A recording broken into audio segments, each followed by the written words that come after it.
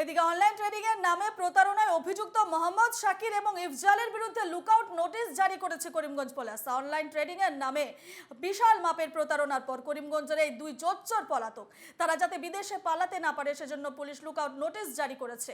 করিমগঞ্জের বাখরশাল এলাকার মোহাম্মদ শাকির সহ কয়েকজন অনলাইন ট্রেডিং এর নামে অন্তত 400 কোটি টাকা লোপাট করেছে বলে অভিযোগ।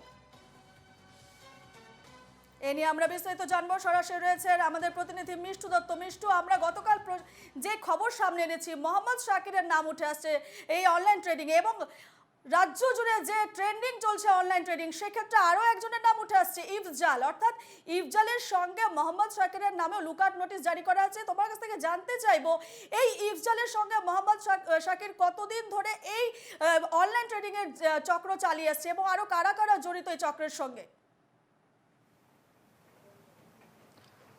নিশ্চয় কথা হলো, এই মুহূর্তে কথাটা এটাই হলো যে একের পর এক নাম আসলে সামনে আসছে অনলাইন ট্রেডিংয়ের এই প্রতারণার গোটা বিষয়টা নিয়ে। প্রথমে মোহাম্মদ শাকির, তারপরে বর্তমানে নাম উঠে এসেছে ইফজাল হোসেন, তার পরবর্তীতে আরও একটি যুবকের নাম ইতিমধ্যে এসেছে যার নাম ছিল রাজদীপ দেব। সে রাজদীপ দেব আসলে করিমগঞ্জ শহর সংলগ্ন মাইজদি এলাকার বাসিন্দা।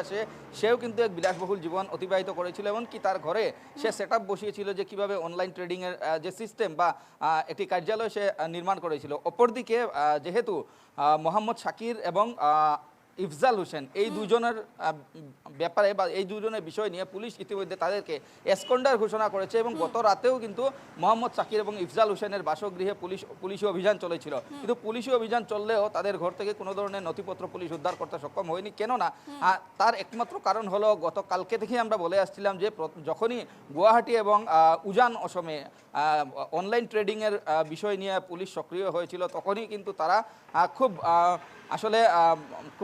সহজেই তাদের যে ব্যবসা ছিল বা তাদের যে সিস্টেম ছিল, তাদের যে সেট আপ ছিল, সব কিছু তারা গুটিয়ে নিতে সক্ষম হয়েছিল।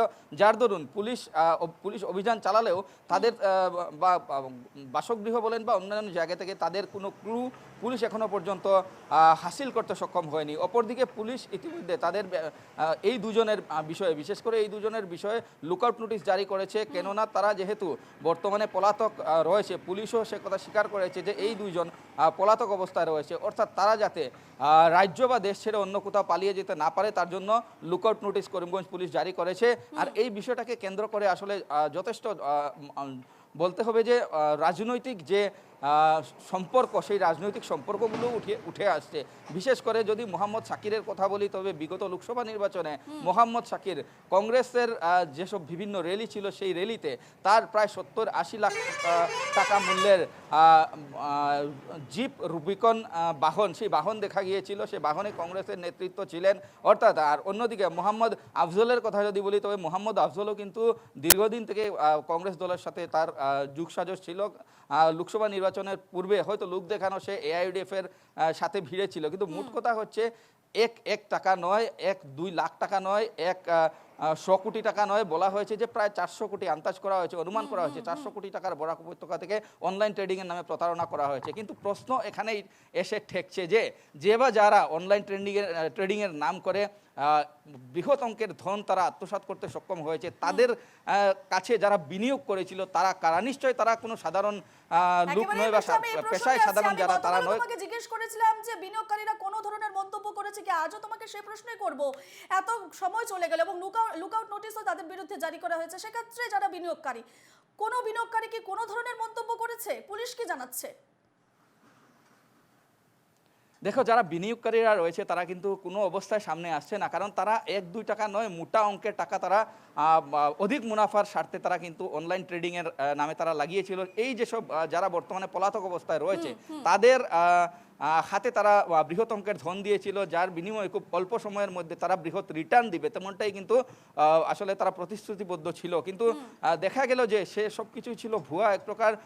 যারা বিনিয়োগকারী তারা রামঠগন দিয়েছিল। অন্যদিকে যারা এজেন্ট ছিল তারা কিন্তু বিভিন্ন এজেন্টদের মাধ্যমে সেই সব কাজ, অর্থাৎ সেই সব বিষয় বাজারজাত করতো, অর্থাৎ যদি আপনি 1 লাখ টাকা ইনভেস্ট করেন তবে আপনি 15 দিন, 20 দিন বা 20 দিন বা 1 মাসের পর আপনি 1,30,000 বা 1.5 লাখ টাকা এমনভাবে টুপ দেওয়া হয়েছিল। আর সেই সব কাজ করেছিল যারা এজেন্ট ছিল, যারা ধরে ধরে আনতো যেসব বিনিয়োগকারীদের। কিন্তু এই বিভিন্ন এজেন্টরাও কিন্তু বর্তমানে পুলিশের দ্বারস্থ হয়েছেন বলে পুলিশ উল্লেখ করেছে। হ্যাঁ। করিমগঞ্জ পুলিশ ইতিমধ্যে জানিয়েছে যে এজেন্টদের অভিযোগ রয়েছে, যারা এই অনলাইন ট্রেডিংয়ে যারা এজেন্টের কাজ একেবারে করতো মিষ্টু, তাদেরও আরেকটা কিন্তু প্রসঙ্গ অভিযোগ তোমার কাছে রয়েছে। জানতে চাইবো, এই যে মোহাম্মদ শাকির এবং ইফজাল হোসেন আছে, তাদের সঙ্গে যে রাজদীপ দেবেরও নাম উঠে আসছে, কোথাও না কোথাও তাদের মধ্যে কি কোনো ধরনের যোগসূত্র রয়েছে?